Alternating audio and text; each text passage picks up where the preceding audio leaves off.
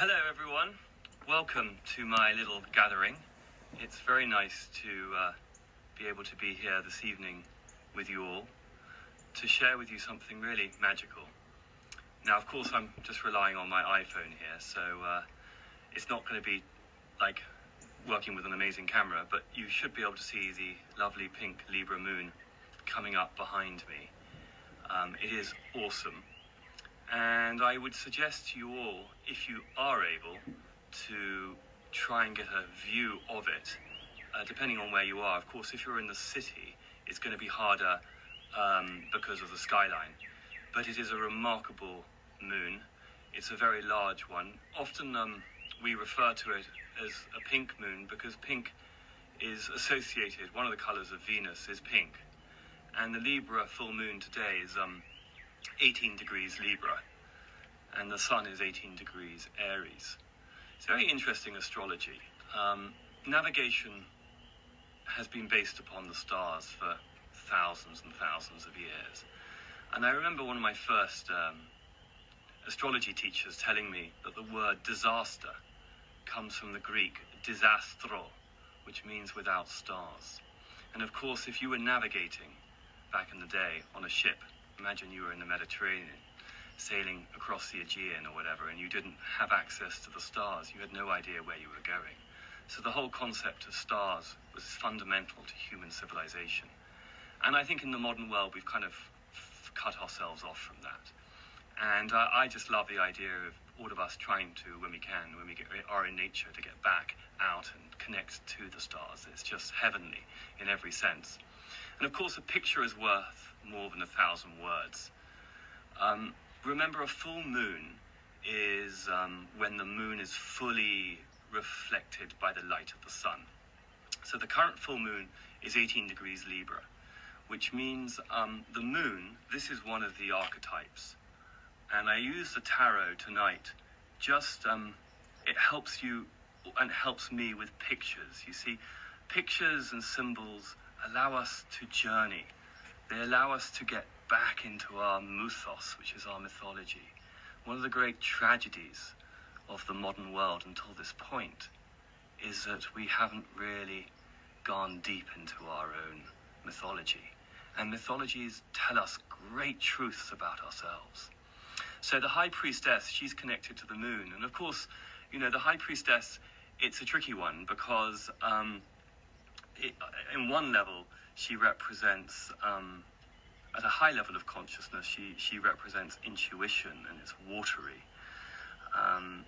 But a lot of the time it can be sort of betrayal and sort of losing something. But I think what I want to share with you today is the High Priestess really is about using our own psychic energy, our own intuition. It's been a big thing for me to share with you all over the last few weeks. When we start to listen to our intuition, we are able to witness better, and we're able to create better. We're able to actually stand in our own power and manifest and come out of fear. So the moon is very watery, and it is connected with the High Priestess, but we have to mix it, of course, tonight with the card of Justice, which is very, very Libra. And Justice is always depicted as a woman. And because, again, Libra is ruled by Venus, so she has a sword in her left hand and then scales in her right. And it's cardinal air, so it's very much about being a force for the right thing to happen on this planet. And I think what's happening today with this moon in Libra, we really are beginning to embrace what is truth in the world, and we're able to go beyond what many of us have been told by society. Everything is breaking down. You see, everything we've learnt over the last X amount of hundreds of years is kind of crumbling away. And when we can really process that, when we can really imbibe that and go with it, and imagine that we're on this ship, you see, and we're sailing, and we're not scared, because we're actually all in it together. Human beings, when we realize that well, everyone feels the same way. No one wants to be frightened. No one wants to be in pain. No one wants to suffer. But suffering comes from fear.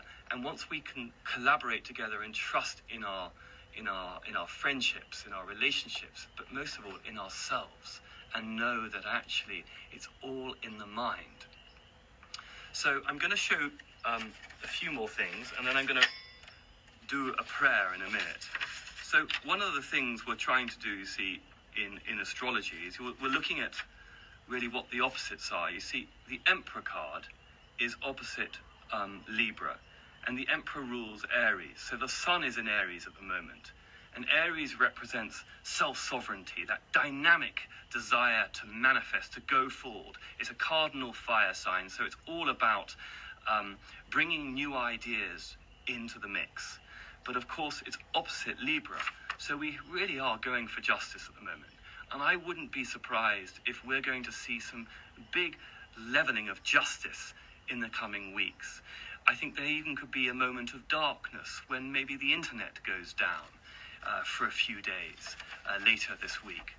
I'm very fascinated these days with symbolism, and I think we've forgotten it at our peril.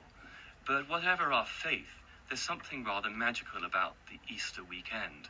And all of this is leading up, this full moon in Venus, in Libra, is moving up to the Easter weekend and Good Friday, and what that symbolizes.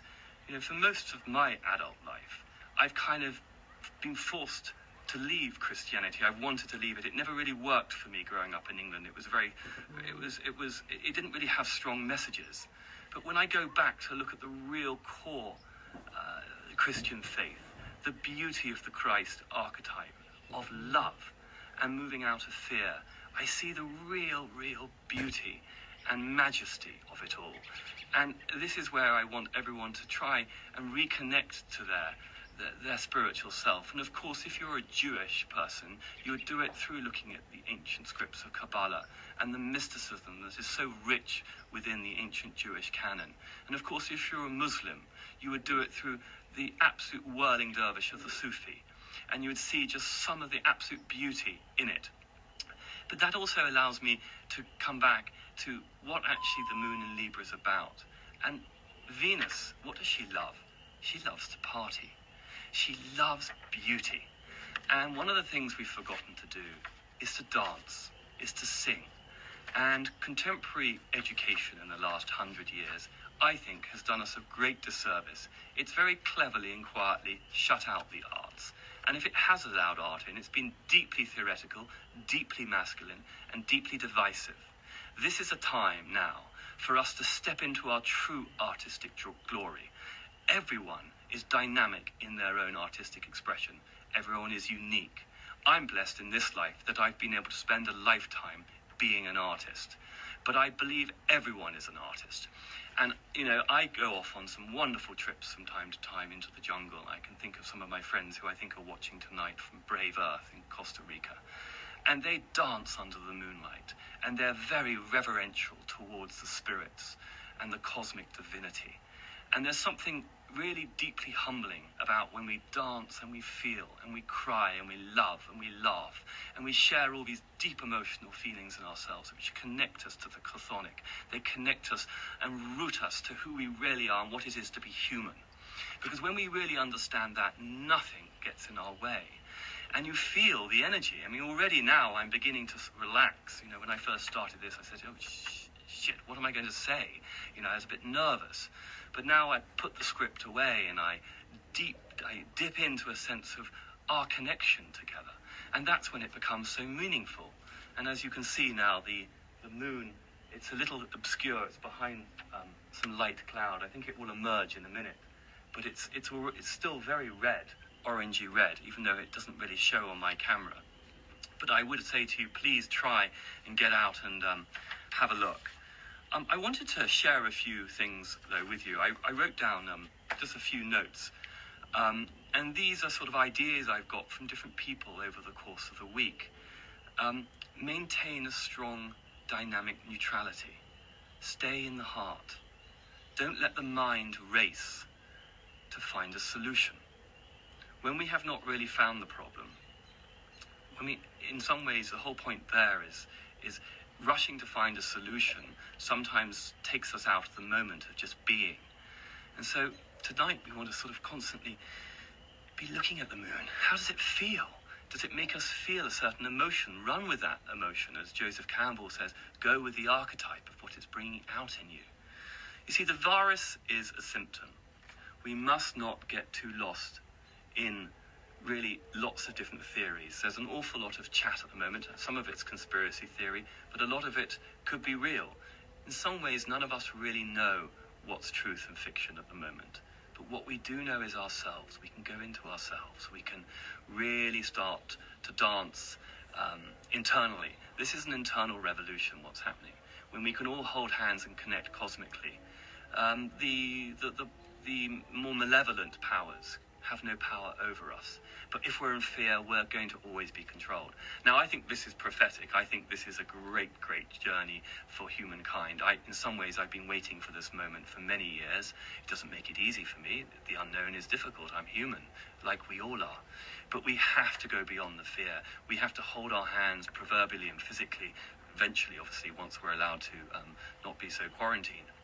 But a virus is a way of poking and provoking, and it's a way of confronting. Our response decides the elevation or not. You see, the virus is going to be powerful if we allow it to be powerful, because the virus is connected to our immune system. If we allow our immune system to be strong and we believe in ourselves, I believe in the placebo. You see, I don't want the nocebo. Yeah, placebo is good, because if the brain and the whole body system believes in something, then we're not going to get so sick. So let's keep the heart pulsing, and let's choose consciously. You see, we've got to learn something from the virus, I think. And when we meditate and we understand what it is, it's so much in the brain. So that's just one of the thoughts I wanted to share with you. And the pandemic, as we call it, actually is a portal. This is what's so exciting. The pandemic, this virus, I think, is allowing us to create a global cosmic portal so we can connect to that next dimension. And perhaps the fifth dimension, there is a correlation between 5G and 5D. I don't know. Some of my teachers suggest that. And I think we've got to make this big cosmic leap. And when we do, maybe 5G will work better for us because our vibration is different. You see, I am a musician, so I love vibration. And maybe that's a nice segue into bringing out one of my bowls again. So, I'd like you all, if you can, to shut your eyes and take a very deep breath in. You see, so much of it is about the breath. And breathe deep into your lungs, and then try and release it out, emptying as much as you can out, but staying natural.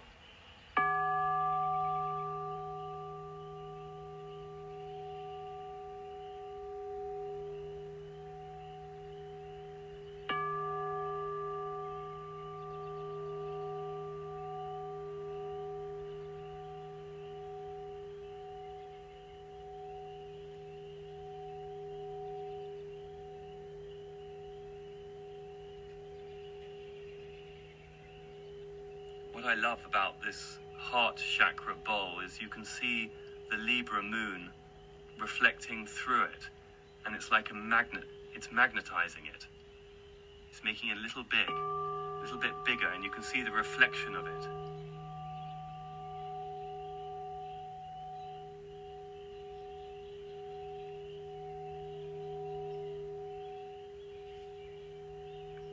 So the moon, she's connected. The High Priestess is connected to the moon, and it really is about profound knowledge. And of course, Libra rules balance and psychic memory. So we have to tip into our ancient memory, and that's part of the spiritual journey, is to feel, not just to think. And when we dip into that side of our nature, we feel much more complete. We feel much more whole and connected.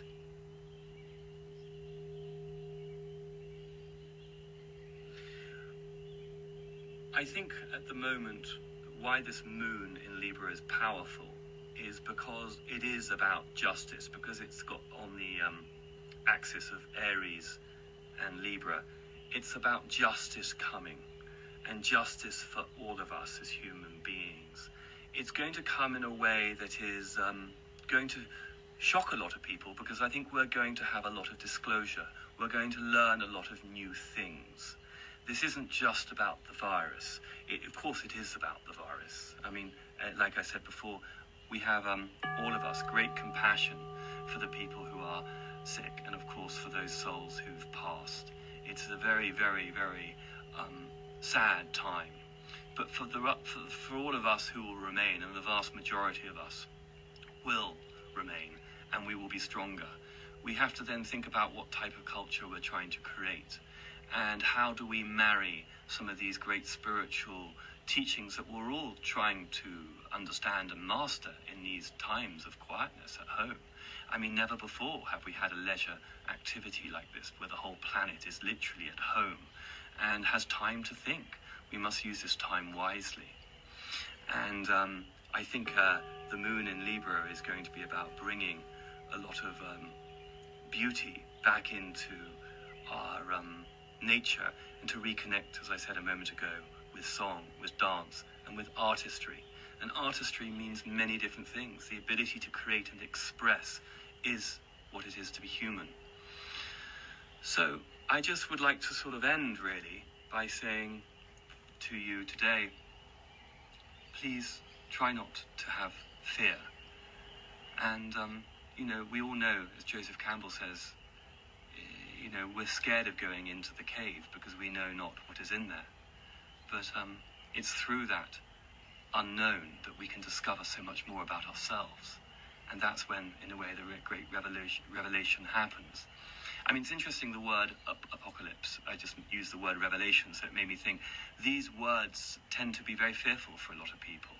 And it's also interesting that the word apocalypse is, in my mind, it's misinterpreted today. I think that's partly deliberate. It doesn't mean the end of civilization, the destruction. It actually means, in Greek, it means unveiling. Something apocalyptic is the unveiling and the bringing from darkness into light. That is what an apocalypse is. If this time is apocalyptic, then it is a great unveiling as we move into the light. That is something we all can do together and be very excited by. And lastly, it's interesting, there's a comet in the sky at the moment, and it's called C19. Now, isn't that fascinating? In the 20th century, we would consider that just to be chance. No, it must be synchronistic. The fact a comet comes to our planet and comes very close in the middle of April, where we're coming up to, and then it's going to retreat very quickly at the end of April into May. What might that tell us symbolically? The comet called C19. Maybe this virus, even if it has been somewhat contagious, I think the data is still to prove that, maybe it's going to retreat as quickly as it came, and maybe we will move on from it. But we have to move on from it by being in spirit, by being connected to our sacred roots. As Albert Camus, the great French existentialist, said in his wonderful book, The Rebel, humankind can only exist in two states, the state of rebellion and a state of the sacred. And finally, we are returning to the state of the sacred. I've waited for this time all my life, and it's wonderful to be able to do this with you and all of us as a planetary species, individually and collectively, to journey into the cosmos and psyche. It's beautiful. God bless you all. See you soon.